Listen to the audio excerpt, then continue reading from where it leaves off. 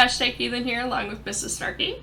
Howdy, yo. And we're back.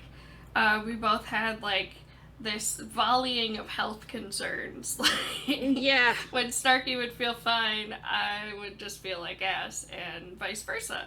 So, Yep. we It's finally. been Ugh, it's been rough yeah. for both of us. Like, Mm, holy shit. yeah, Really bad. definitely.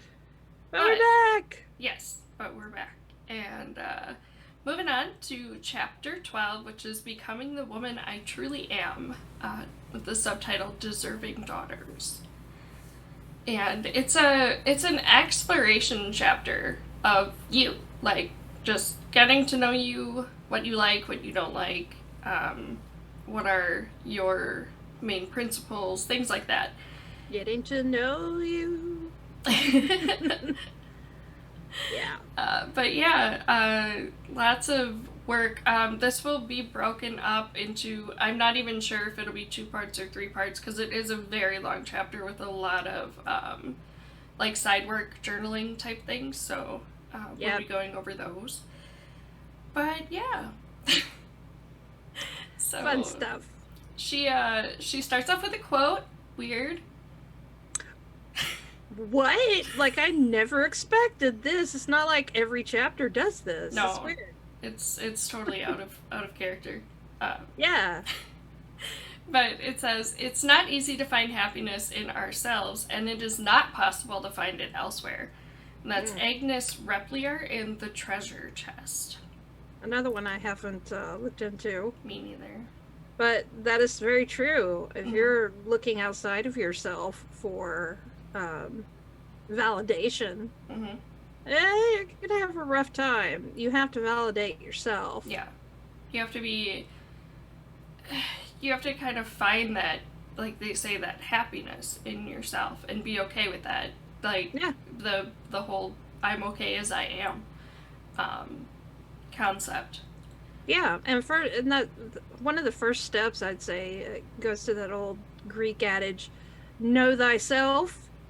And truly, this is a lifelong endeavor to know yourself, because you're constantly changing, like the ship of Theseus. Some parts you replace. Hopefully, if you're learning and growing, and even just experience alone, can change you for better or worse. But to know yourself, to really evaluate who you are, what your qualities are, what you need to work on, it's good stuff. And yeah, I find that self-improvement is kind of it's very validating, of course, duh. But that's kind of where I find happiness, is when I know that I'm doing the best I can to do better than I have, despite my adverse experiences, that the trauma and the stuff. Yes, all of this stuff. And it is super hard for us daughters of narcissistic parents, because you are just considered an extension of your mom, and you're basically what you think she wants you to be, as opposed to finding out more about yourself and like branching into your own separate adult, which sounds weird to, like, as a concept, to not know who you are, but it's really prevalent in this sort of community. Yeah, because mom has made it all about herself. So whenever you're around mom, it's all about her. You don't have time to figure out who you are. And meanwhile, she's constantly just bombarding you with things that she wants you to be. And the guilt trips and, manipulation and stuff like that. So you kind of learn, well, it's just easier to please mom than it is to find the time. So much easier. Yeah, it's easier to please mom than it is to find out who I am and what I want and what I'm good at, even. Especially what I'm good at, because mom is constantly reminding you of things you, truthfully or maybe not so truthfully, of what you're bad at. Right, Which is yeah. probably everything. There is, like, decent criticism, I'm sure, mixed in there, but it's mostly just, like it said in a previous chapter, consider the source. Like, she's not a reliable source for getting that information, so, I mean, improve where you can, but also don't let people just drag you through the mud. Yeah, it's propaganda. And what the reason why propaganda works so well is it has a grain of truth in it. So if you find that grain of truth, then you justify believing all the other nonsense. Right. Piles and piles of nonsense that's they're in. So, yeah. Yep. It's sad. Anywho. So she says, after years of having been coerced into being what your mother wanted you to be, whether it was how you looked and acted or what you believed in and valued, it is time now to focus on what you want for yourself. No more succumbing to mother's attempt to mold you into her image. No more putting your internal growth on hold in order to please mom. No more superficial smiles on pretty little faces. In order to do the fun work I encourage in this chapter, I want you to address two serious issues: how to erect and strengthen your internal mother, and how to understand and manage the collapse. Below, we will take each concept in turn and discuss the strategies you need to recover. It's funny because she says below, and it's like the end of the page. Is it? Yeah. See if I can get it and see. Nice. Anyway. You're just left on your own. There's no more book. Oh, there's a void here. Well, thanks. That's helpful. To be fair, I'm used to it. Right. The internal mother. This is a very interesting concept, and for me, it was kind of easy. In a way, what was difficult was applying it to myself, and it still is. But as a caretaker to mom, you know, always at her behest and her needs. Yep. You know, I had that instinct very much intact, but it's the applying it to myself that was always difficult. So what is the internal mother? The internal mother is best understood as your own maternal instinct. It is the intuitive voice that speaks to you and wants to nurture, love, and mother you. While in the past you had given up on the notion of your external mother, given up on the notion that your external mother could give you what you needed, you can now have an internal mother readily available to you. She makes it possible to parent yourself. Many daughters are sad and angry when first confronted with the concept of parenting themselves, but when they realize and accept these feelings, they get through them to a sense of inner strength and empowerment. Which is very, very, very important, because whenever you aren't given guidance and you're not taught that you have to stand on your 2 feet, then you feel very, very insecure. That foundation just isn't there. Oh yeah. And that's what this process is all about, is, you know, building up that foundation within yourself. And I think that, go ahead. Oh, sorry. I was just going to say, I think they call it like a locus of esteem or something. There's a psychological term for it. Whenever your self-esteem comes from the inside as opposed to external sources. Interesting. But I might have forgotten the term. I don't know. It might be something else. But it is a thing. Anyway. Yeah, this is where acceptance work, like if you haven't gotten to that point, can interfere with this, because, like, as she said, many daughters are sad and angry when first confronted with this, and I know I was thinking, well, I deserve a good mother. I want a good mother. I want this, I want that. Why can't I have it? And you, like, once you're at that acceptance part, you're just like, all right, you know, my mother sucked at mothering, and we're gonna take this on ourselves. Yeah. I mean, life sucks. There's no fairness. There's no guarantee that you're gonna get everything you need. Yeah. And to be fair, it's kind of the human condition, one way or another, in terms of, like, whatever you're dealing with, because we all have our issues, I guess.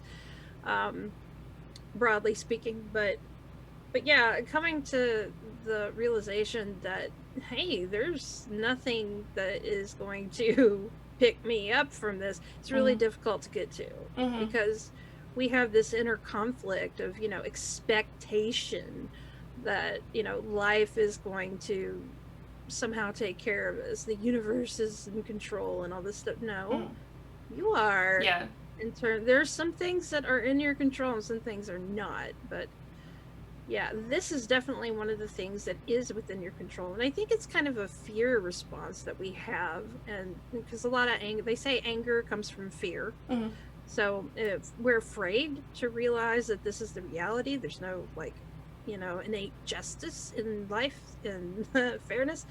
So yeah, facing that is difficult. It is also it's also difficult to face your sense of responsibility, especially when you're just kind of thrown out there and you're like, hey, what the hell? Yeah. Where's the guidebook, man? Yeah, where's the instruction manual? Yeah, what is going on? And so you can wander in that stage of anger and sadness and frustration and fear for years. I know I did. But then you come to the point to where you realize, oh, okay, this is kind of the key, is to accept the absurdity that is the human condition. Okay, I'm gonna stop philosophizing now. No, it's fine. It all ties in. So yeah, it does. Philosophy is dumb. Yeah, and who was gonna use philosophy? Like, what average person could use philosophy? Come on. Oh, I think therefore I am. What the? Yeah. What does that even mean? Oh, anyway. Well, we're brains in a vat. That's what it means. Anyway. Yes. She goes on to say, to grow the internal mother, you must first give her permission to be there. You allow her kind, maternal voice to resonate within you. You allow yourself to hear it. To begin, find a quiet, lovely, healing place where you will have solitude. This may be the bathtub, your deck, office, or on a walk. Whatever works for you. Try to create an atmosphere where you will not be interrupted. After you've done this several times, you will be able to do this anywhere and even go through interruptions. But start with having complete quiet and focusing on yourself.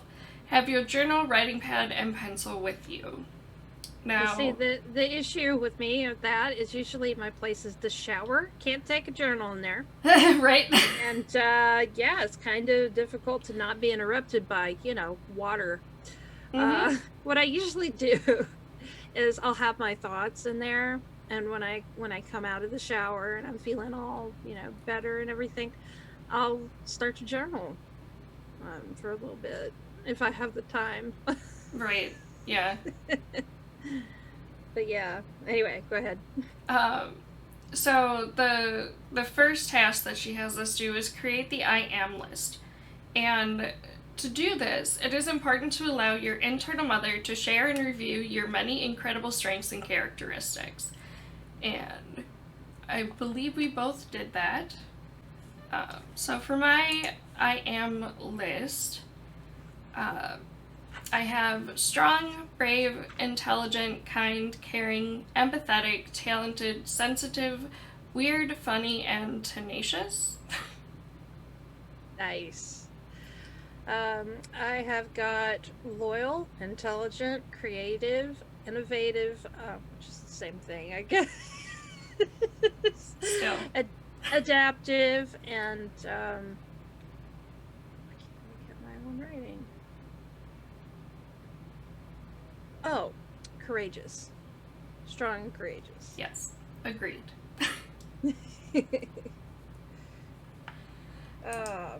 So yeah, that's basically how you do all that. And she says, your next task is to push away negative messages like, I don't have any good traits, because this will happen during the process. It's inevitable. They'll go, you're gonna have like the little devils, you know? Yes. When you start to come up with, okay, I'm intelligent. No, you're not. You didn't do this. Yes. You didn't know what the locus of whatever psychological term was. You know? That will happen. Yep. Don't listen to it. Don't listen to it. You know what the truth is, and it'll set you free. Anyway. Know in your heart that you do. If you give her permission, your internal mother will help validate and verify the positive you sitting right there. If the negative thoughts persist, it is a red flag that you have additional grieving and trauma to process, and you must go back to the first steps. That's important. That's very important, because this is a lifelong process. Yep. As discussed earlier, reaffirming messages do not stick unless you have done the proper grieving. Your I am list is a starting point with your internal mother. Practice being with her. Talk to her often and let her console you. I often tell clients to treat themselves at this point as they would treat a 2-year-old child. Be gentle, kind, understanding, and sweet. You so deserve this. When you don't know what to do, ask yourself how your own maternal self would treat a child with the same emotion or struggle, and do that. When I think of 2-year-olds, I think about scooping them up and giving them lots of love and attention. I bet your maternal instinct is similar. Mine isn't necessarily the 2-year-old thing. I envision myself, my internal mother, as someone who is dealing with a teenager. Okay. And I know that sounds weird, but there's a whole lot of really deep and crazy stuff that happened to me as a teenager. And that's kind of the time that I really needed the guidance the most. Because when I was 2 years old, I had my grandparents. And I think a lot of that scooping me up, you know, letting me sit in Papa's lap and feeding me candy. Like, I had that. What I didn't have, I kind of had it from Mom in a way. She loved me when I was cute. Took me to the zoo and stuff like that when I was cute. When I was a teenager, she just dropped me off wherever. So I think this is kind of a personal choice kind of thing, whatever your experience is. If you had a certain period of time in your childhood that was very difficult and you didn't get that guidance and you were abandoned, I think that might be a better time to focus on in terms of the internal mother. You know, be the mother that you wanted during that period in your experience. That's a really good point. That's just my, So, was yours 2 years old, or? I don't think so. Like, I think when I was picturing this, I was older, obviously, and I think what that helps with is knowing that, you know, 2-year-olds don't have, like, a whole lot of deep thoughts. Right. So, you know, I did picture myself as someone who's capable of deep thoughts, and so yeah, I think that would have been right around my teenage years, like high school. Oh, I'll tell you, and ask anyone. Even if you have good parents, the teenage years suck. So I've heard. Yeah, I wouldn't know. I mean, I've been an outside observer to that. Like, did you ever go to someone's house and see how they interacted with their parents, especially their mom? Yep. And been like, oh my God, what I could do with that kind of mother. Right. Yeah. Like, they would suggest my friend do something, and the friend would be like, well, I'm kind of busy with this right now, and my stomach would drop because I'd be like, you don't say no to Mom, like, ever. What are you doing? And they'd be like, okay, well, just when you have time. And I'm like, what just happened? Like, right. Yeah, it's weird. And like, whenever I first married into Maddie's family, I was like 19, I think. And my first like Christmas and stuff like that, and the family just being, not arguing for one, Right. not getting drunk, just these kind of things. Wow.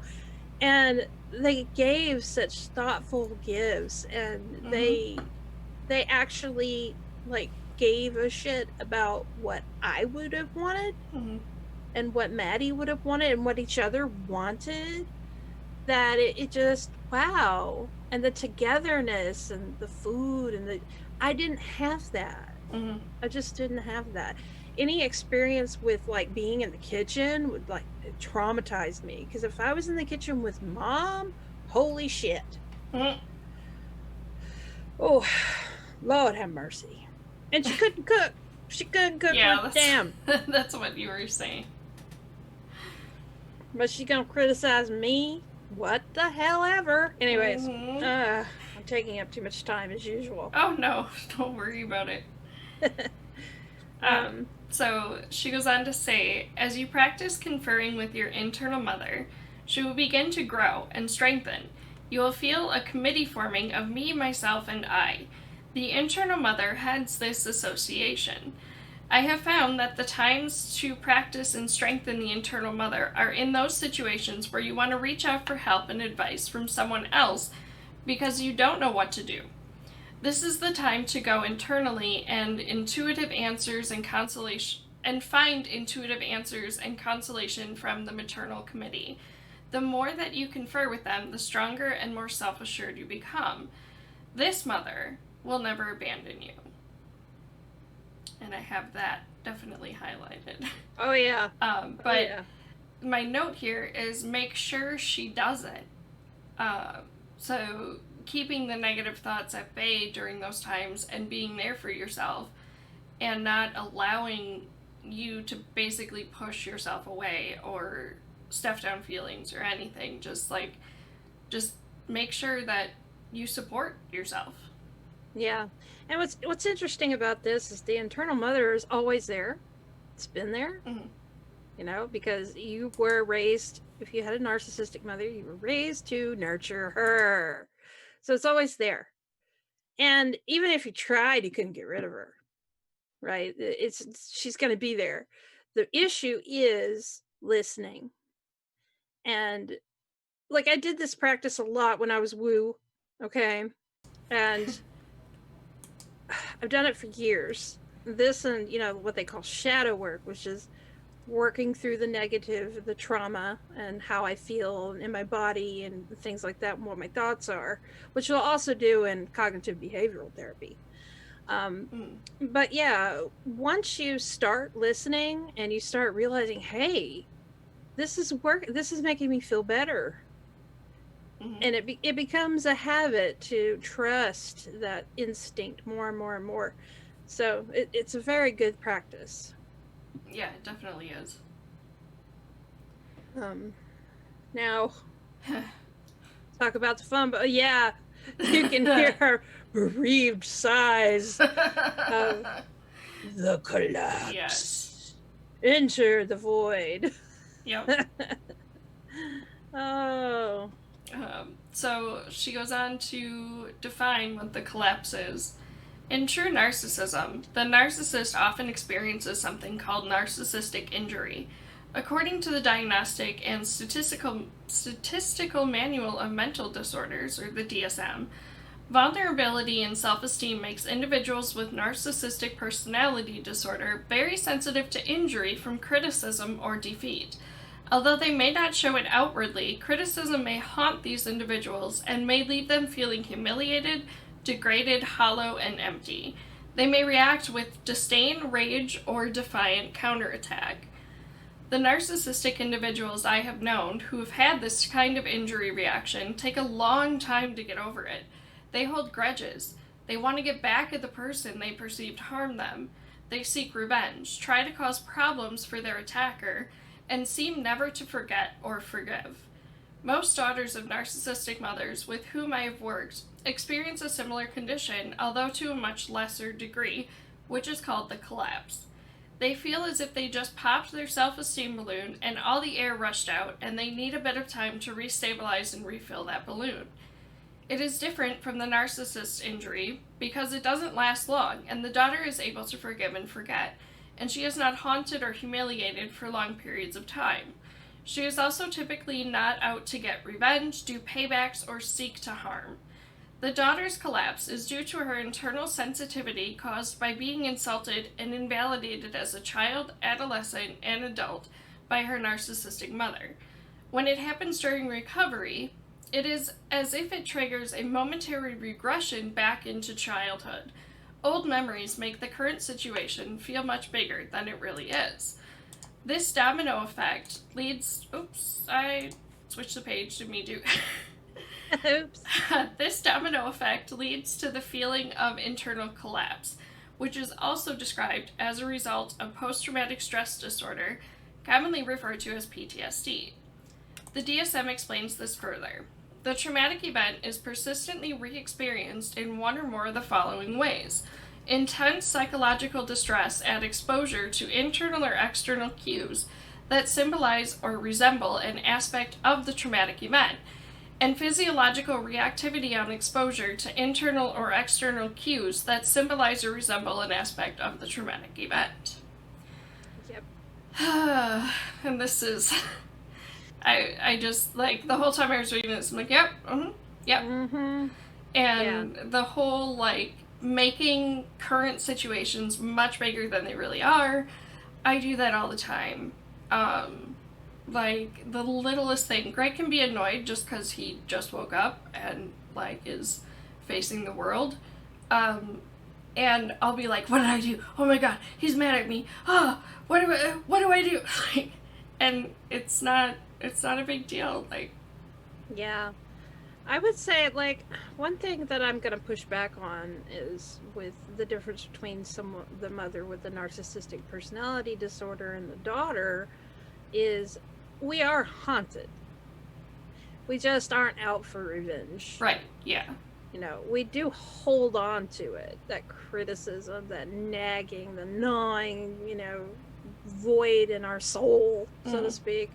I don't believe in soul, especially since I'm a ginger. But anyway, but it is there, and it does become triggered by events, smells, you know, somebody acting in a way that your mother did whenever right before a blow up or something, you know, that totally ruined your whole day, week, month, year, life. Yeah. So, yeah, I mean, this is stuff that has to really, it's a struggle. PTSD is a struggle. Oh my god, every yeah, day. it is. Every day. So, yeah, going through it, the thing about the collapse is you can go through it and you can come out the other side. And knowing that is kind of the key to it not being as effective. And it's just like, you know, I talk about depression a lot, and it's the same thing with that. I've been through serious, awful bouts of depression. Like, I'm lucky to be alive at all. And the thing about it is, I can feel it, and I know, because I've been through it, that I can survive, despite how strong that urge is to just... Right. I can get through it. All I gotta do is hold on. And yeah, it's miserable and it's terrible, but you come through the other side and you're stronger for it. And the more this happens, the less that the shorter amount of time that you have like those really bad thoughts, you know. So everything's a practice when it comes to dealing with trauma, depression, anxiety, stuff like that. So she has an example of what it's like. First she says, this means that the daughter will feel the collapse when something reminds her of an early childhood wound.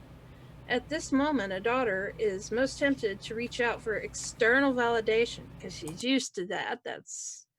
And ask someone else to make it better for her. And she may act needy. You can manage this differently without acting needy by going to your internal mother for support and comfort. And of course, she has an example, which we have our own examples. So, do you want to talk about your experience with collapse? Well, like the most recent, like, epic breakdown that I had, and like it seemingly happened out of the blue, but as was stated, there are triggers, and if you look deep enough, you're gonna find them. And I was dealing with increased pain from endometriosis that was flaring up on top of my normal pain, and withdrawal symptoms. So when you're in that much physical pain and stress, your emotional threshold goes down, or at least it does for me. Yeah. And me too. my fear of abandonment just took hold for some reason. And I was just suddenly convinced that Greg was only staying with me out of pity. And, just lost it. And he had done nothing to trigger this. He was having sleeping issues and was sleeping during the day.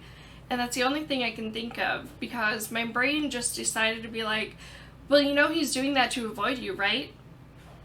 Like, you're awake during the day, and he's not, so he's doing it to avoid you. And just, honey. like, it's not, it was so far from the truth and actuality. But I was 100% convinced of it at the time. And, I calmed down. I messaged, like, you and my sister and my own internal, like, comfort. But, yeah, that was quite the roller coaster to go through. Yeah, I had something similar happen, recently. See, okay, so Maddie has autism. And for those of you who don't know, many autistics will, whenever they become upset or overwhelmed, will go into what is called shutdown mode, which is basically just, the world doesn't exist, I'm just kind of here, and not talking, not, whatever. So when Maddie gets upset about something, there's no talking, there's nothing. And I like to talk, obviously. That's how I get my validation, is by talking to people. Yeah. So whenever Maddie does this, the first thing that pops in my head is, oh my God, I've done something atrocious. And, of course, the voice of, I'm going to be abandoned. Same thing. Because my mom would do this. She would give me what she called the cold shoulder. Yes. She's famous for it. Oh, yeah, mine too. And for turning, like, you didn't have siblings, but when she wasn't talking to one sibling, everybody else better not be talking to her. Oh, God. Oh, yeah. Like, she found out one day that Jenny had brought us donuts. Oh my scandalous. God. And, like, I was grounded for, like, a month. Because... Well, what were you using the donuts for? We'll have to tell that story for a blooper. Yeah, anyway. We should. But yeah, just the stripping away of support on a whim, and just be like, well, I'm not going to be your mother now, or I'm not going to support you now. Yeah, just boop, you're dead to me. Oh my God. And she would do this, like, I would call. Mom never answered the phone when I didn't live with her. She would not answer the phone for anyone. And she'd do this for months. I had to call the police to do a wellness check. Oh, wow. Because she could be dead. Who knows? Right. Like, I called everybody that she knew. I tried calling nobody. Can you go out there? No, I got work or whatever. I'm in Houston. Well, so I had to call the police, and she was so mad at me. Oh my God, she was so infuriated with me. The po-po knocking on my door. And she asked him, what would you have done if I hadn't answered? Oh, we would have knocked the door down. I mean, because I was like, I don't know if she's even alive. I haven't heard from her in 6 months, and I've been calling. Since you're going to be editing this, I'm going to go ahead and say, so y'all, stay tuned for the donut story, because it's a good story on the blooper reel at the end of the video. Yes. So you got to watch the whole video if you want to know what the donut is. So, don't go nowhere. Oh my gosh. Okay. So, the sensitive one. Daughters were often called the sensitive one in the family. They tire of people telling them that they are overreacting to things said or done by other people. Holy shit, yes. Wait, where are you? The sensitive one, it's like on. Oh, there we go. Okay, sorry. I didn't have the page pulled up. Yeah, I skipped over the experiences because we talked about our own. Yeah. So yeah, daughters of narcissistic mothers have to work on freeing themselves of this tie to their past. And boy, do they. You will feel more normal and less crazy when you understand that any temporary collapse is a normal reaction to a trigger from your history. When you can identify and understand it, you can also work to relieve it and prevent it from reoccurring. Otherwise, you may tend to beat up on yourself for letting things bother you and buying into the old, you're the sensitive one script. And this is kind of what I was talking about before. Once you go through this process and you've defeated that voice, you know, of trauma, it gets easier. I'm not going to say you're cured, you know, whatever. It's a continuous thing. That nagging voice of, oh, you're just so sensitive. And my mom would always say, you're so histrionic. So it's something I got to work on, you know, as far as fighting that inner voice. Yeah, I have the same issue because she would say, this isn't worth crying over, or you're just trying to manipulate me with your tears. So, like, I grew up thinking that being so sensitive emotionally was a horrible trait to have. And, like, it really isn't. I think it makes people more empathetic when they're more reactive to emotions. And just, like, showing that you have a lot of heart to care about these things. So, trying to flip that, though, and be like, no, it's okay, is the hard part. And it's true, you know, having emotions and, you know, reacting to things, it is good in balance, you know, if you're flipping out over everything. See, this is the really interesting thing about narcissists, is they're the sensitive ones that are overreacting. Yeah. And they're projecting it onto you. 100%. And if you want to know anything about the dynamics going on with Donald Trump, well, there you go. But yeah, that's exactly what it is. It's jumping that negative trait. They think that it's taking it from them and putting it on you, so you have to deal with it, but really all it's doing is exacerbating that negativity and insecurity that they feel themselves. It must be awful to be a narcissist. Oh yeah, it has to be. Just like, even just reading through the DSM information on narcissistic personality disorder, like, living with those ingrained responses to life just has to be stressful all the time. Yeah. Can you imagine? Like, imagine for a moment that you're Donald Trump, you're living Donald Trump's life. Oh, God. And you have Donald Trump's traits, everything. Like... Nope. It would just be awful to be him. He's gonna go to prison. Anyway. I hope so. If they fucking perp walk him right out of the White House. Lock him up! Lock him up. Okay, so now that you understand why you need to strengthen the internal mother and recognize you're being at risk for periodic emotional collapses, you're ready to start reinventing yourself. Yay! Makeover time! After the painful work of your prior chapters, the rest of this chapter should be fun and entertaining.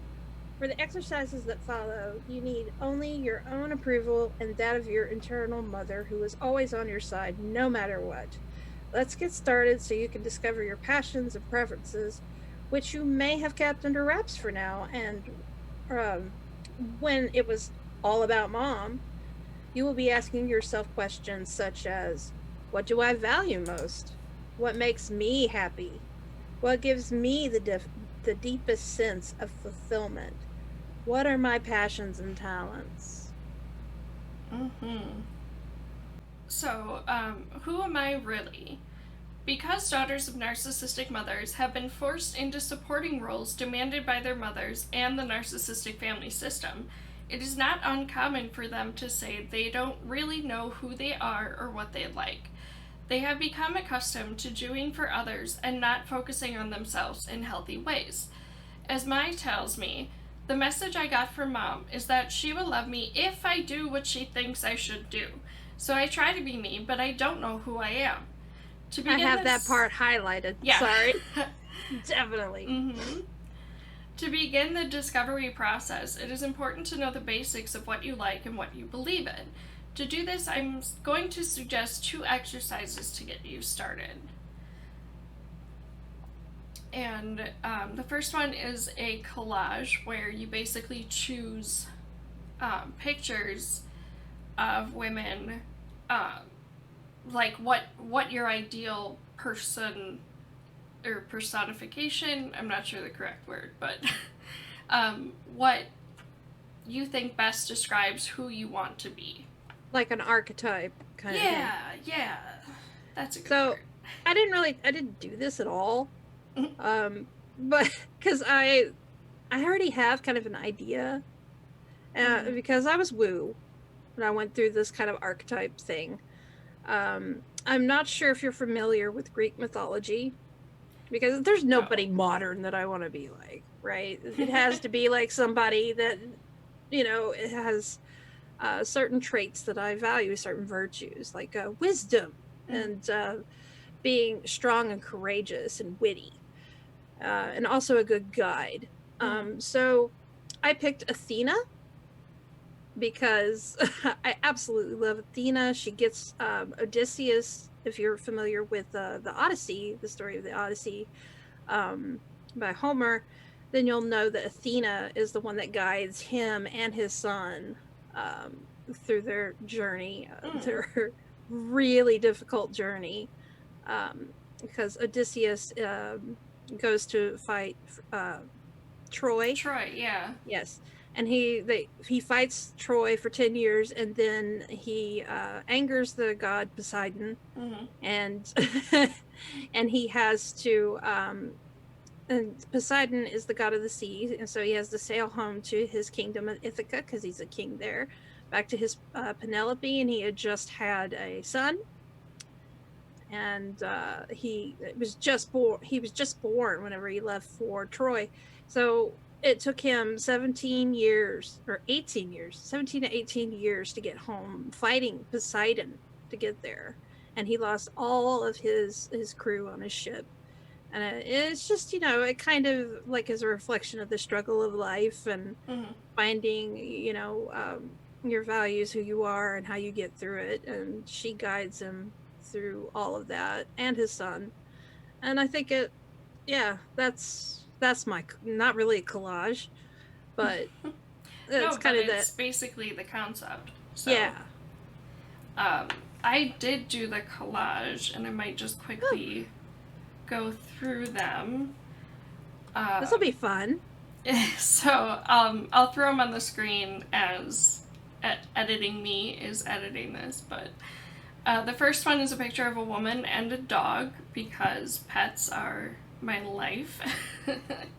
Yeah. The one with the dog was better than any of the ones with a cat, so not sure why there's not as many pictures of like a woman with a cat. But that's weird. Next is the "We Can Do It" for strength. Yes. And next is it's got like a quote in the shape of a woman's head. And it says, "A strong woman stands up for herself. A stronger woman stands up for everybody else." Ooh, hell yeah. Yes.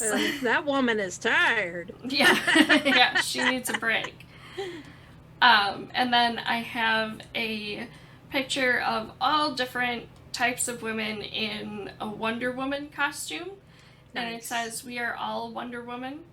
Even the person in the wheelchair, so I kind of identify with the disability there. That's awesome. I picked a picture of a woman on a beach, just because that's like serenity, that represents kind of like a zen or a calm, peaceful. The next picture is the same, it's just a woman with like a flowering tree. And then lastly is a woman with a light bulb and a bunch of question marks, and that was as close as I could get to like intelligence personified. Yeah. Well, I mean, always questioning is how you get to intelligence. Mm-hmm. So, yeah. That's good. So, yeah. And knowing where to find the right answers. Yes. It can be tricky. Sometimes you never find them. Now, the next practice is, what are my values? Or exercise. Whatever. Same thing.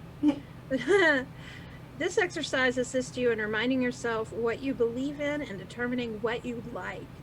You will make a list of beliefs on your desires and preferences. I will give you my starting list, and you can add to it as you think of beliefs on which you want to focus. The categories will be a combination of simple, seemingly unimportant things and huge, significant life philosophies. For each category, it is your job to write what is your style, preference, or belief. So, yeah, politics, definitely. I'm a liberal. What? I believe in freedom. I believe in equality and justice. Yes. Real justice. Let's see here. So vacation. My ideal vacation would be going to Greece and just like fishing on the Mediterranean and taking like a cruise alongside the coast there, and seeing the ruins, and also the ruins there, the Parthenon and all that stuff, and also going to Italy. I would like to go to Italy. Just the Mediterranean, you know? That would be really interesting. Since I like philosophy so much, but going to where it all kind of began for Western philosophy would be very exciting and awe-inspiring for me. Music. What kind of music do you like for pure listening and pleasure? I like listening to melancholic music, really sad music. No, this is really weird. But like Billie Holiday. What is it called? Gloomy Sunday. Sunday is gloomy. It's really just it just makes me feel, I don't know. It's really moving to me.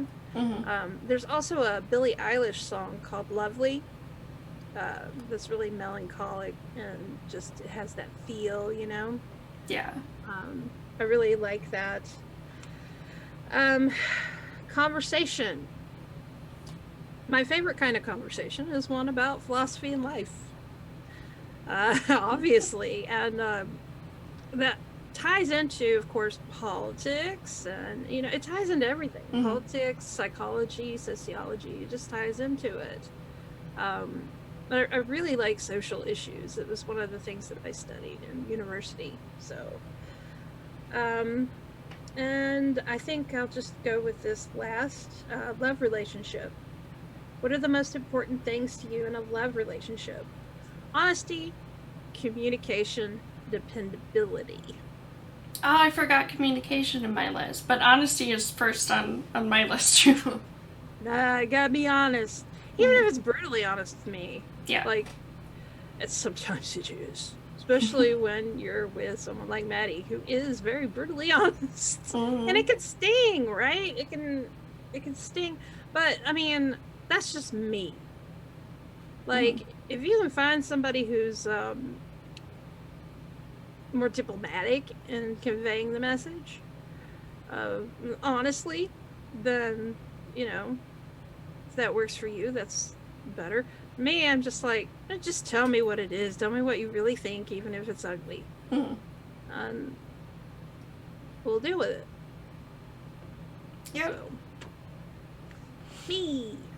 What's yours? So, for love relationship, I have honesty, integrity, responsibility, love, compassion, selflessness, independence, and affection. Nice. And Greg ticks off a lot of those boxes, so kind of works out. For friends, what kind of friends are you attracted to? Friends like Snarky. Aw, shucks. Who are caring, empathetic, and just fun to be around. I prefer friends with strong morals that align with my own on the really big issues, but I like differences in thought processes and challenging beliefs as well. A couple of the really short ones. Movies, I'm a horror watcher. Love horror movies. Books, favorite author, Dean Koontz.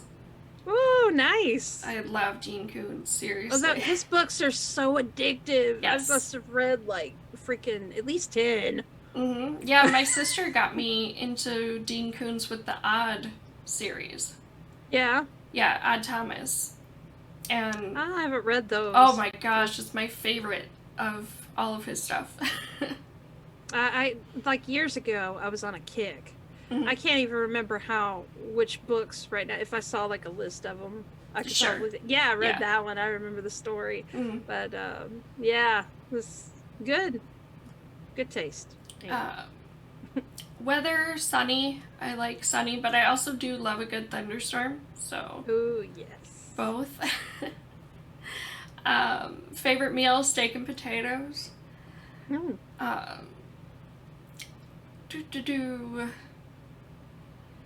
Flowers are orchids, and you too. I love them. Oh my god, it's my favorite. Yeah. That is you know, that was the first flower that ever evolved on the planet. Really? No, I didn't know that. Yeah. I just love them. They're so beautiful, and they're so different from like species to species. Oh yeah, there's a wide array of orchids. There's a book called The Orchid Thief. I think I've heard of it, but I haven't read it. I've read it, and they made a movie about it called Adaptation. I saw that. Oh my god. But it's been so long, and I don't think, like, I was in high school, I think, at the time that I watched it, and I didn't understand. It's a deep movie. Yeah. It's a very deep movie. It's one of my favorites. I should go back and watch it now. Philosophical, yeah. Mm-hmm. But yeah, it's a really deep movie, and I like it. But the book is really good. I would highly recommend it. And yeah, they quote it like directly. And then lastly, conversation. Your favorite kind of conversation, about what and with whom. Conversations that make me think or challenge my understanding of things. And on most days, though, just like fun conversations, sending memes with like friends and family. Yeah, see, that was the one that I was expecting, was I like it, talking about unusual stuff, really weird shit that they do in Florida. Florida man. Yeah. Oh my gosh. But yeah, well, I think we'll wrap it up here. So right. Next time we'll go into the rest of the chapter and go over that. But I didn't have you show yourself in the beginning. I'm such a bad host. Oh, no, you're not. No, you're not. No, you're not. Like, my channel is basically dead at the moment. I stopped my Patreon page because I feel just like, I don't know. I might come back and make videos. Like, at this point, I've been in so much pain and brain fog. Yeah. And I have not been motivated at all to make videos. It's such a, like, there are people out there that think making videos is just, you just sit in front of a camera and post. No. No. Especially videos about issues that I like to talk about. Right. Really deep issues. Yeah. So it's like, I don't know. I'm thinking. I'm on hiatus at this point. We will see. I have so many ideas for videos, but doing it is a whole other thing. Yeah. When you got, like, pandemics and, your kid is home all the time, and yeah. So yeah, I'm Mrs. Snarky. I like to talk about philosophy, psychology, sociology, politics, and I like to art, see my art, buy my art. Yes. I have way more than this. That's another thing that I haven't been working on as much as I should. I am working on the Six Grandfathers mountain in North Dakota, also known as, now known as Mount Rushmore. But before it was Mount Rushmore, it was sacred land to the Sioux. And I think it's beautiful. I think it's way more beautiful than what is there now. So it inspired me, and I've been working on that. And it's taking a long time because, yeah, we'll just say COVID. Yes, COVID. But really, 2020, just fucking shit really, up. 2020 in a nutshell is I have been injured since March. Yeah. Like, been in pain. So, yay! Right? Yeah. That's our show. And hopefully we'll be in sync again next week. But you know, we're just taking it as it comes, and thank you for understanding and still joining us. Yeah, I do want to say one more thing really quickly. I do want to thank the audience for being so patient, for one. And two, I want to thank you, Casey, because holy shit, I have been like, you've been so understanding through this. Like, really, there have been times when I was just excruciating, couldn't even, like, all that was in my head was screaming. Whether it was migraines or arthritis or this foot or something, or I didn't sleep because I was hurting. You know, I really appreciate the support and love that you've shown to me. Aww. You're a very good friend. Oh, so I just wanted to acknowledge that. Well, thank you. And like, I've been there and I am there a lot of days, so totally understandable, and health comes first. This can take place whenever. Yeah, I mean, this is important, don't get me wrong. Yeah. Oh yeah, but when you can't do it, you can't do it. We might as well do it well. We can't be 100% if we have a migraine and we're sitting here, I don't want to. Right, yeah, and just like wanting to avoid everything. Yeah. So that's but thank you. Hang on for the bloopers. There's an interesting donut story in there. So definitely watch those. I don't know how many bloopers we'll have, because we actually stayed pretty much on topic this week. Yeah, we did. Yeah, we'll see you guys next time, and don't screw up the outro. Remember, life can be shit. Yep, so let's get through it together. Keep hanging in there with hashtag and Mrs. Snarky. Yeah. Bye. Bye. Mwah.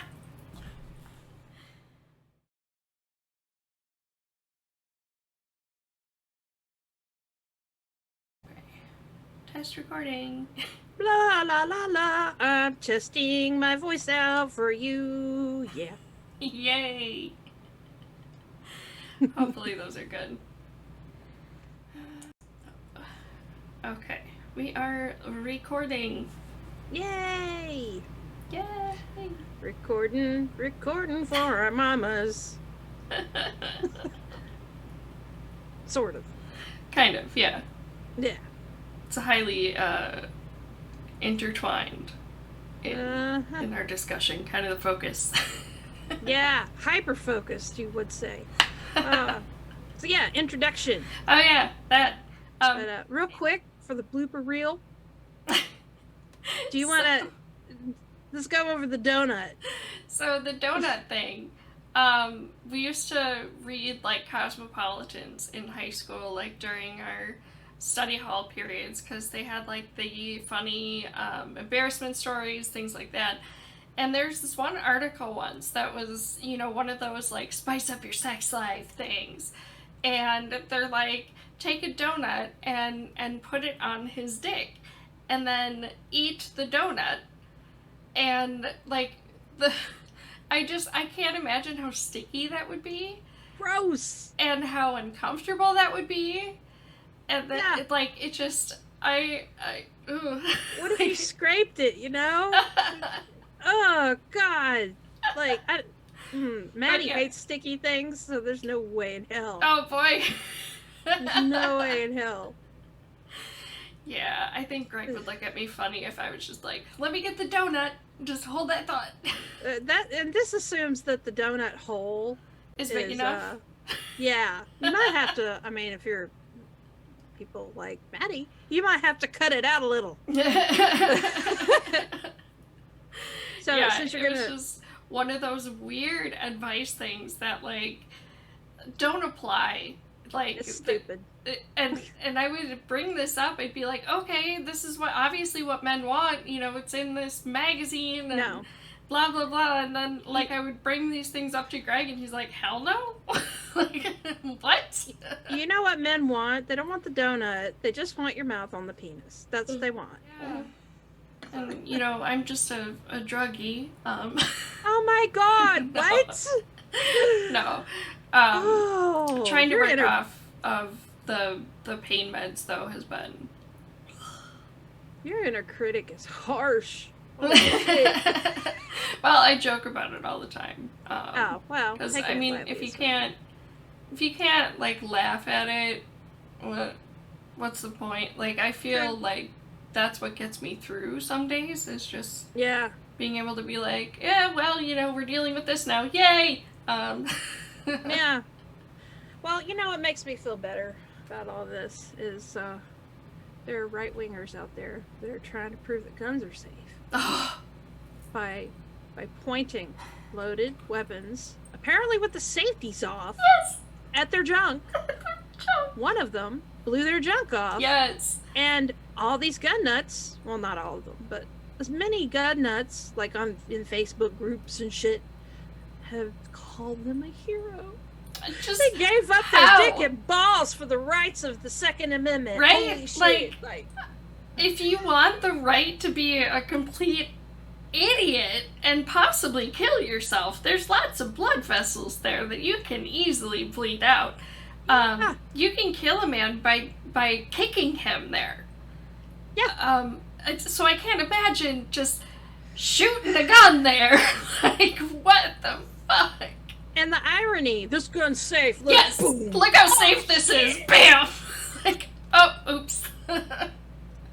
Wood chippers are safe too. Let me stick my arm in. But what did come out of it is that picture, and I'll put it on the screen, of the cat.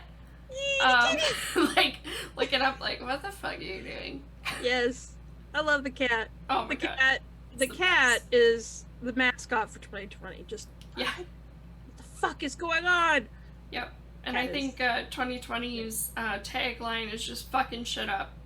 This is the year that they released the Kraken. Yes. I wouldn't be surprised. That might even be the year's finale, is the Kraken. The Kraken, yeah. Well, I'll be cracking open some Kraken. It's good stuff. Kraken is good. It was you guys, I think, that introduced me to it. Maddie loves Kraken. But anyway, so maybe we should crazy, say silly stuff right now. And tell a silly story. I don't know if I have any silly stories. Well, the other day, my friend Trey came up to me. We were sitting there talking with my son Ash, and I was talking about there's so many cartoons that I hate in this generation. And Trey's like, what do you not like specifically? And I was like, oh my God, I couldn't think of the name of the show or shows that I didn't like. So I started describing characters in the show. I was like, there's this person with the hood, and then there's this fish with legs. And they're fighting, and they're superheroes and blah blah blah. And he was like, are you talking about oh my God, I don't even remember the name of it now.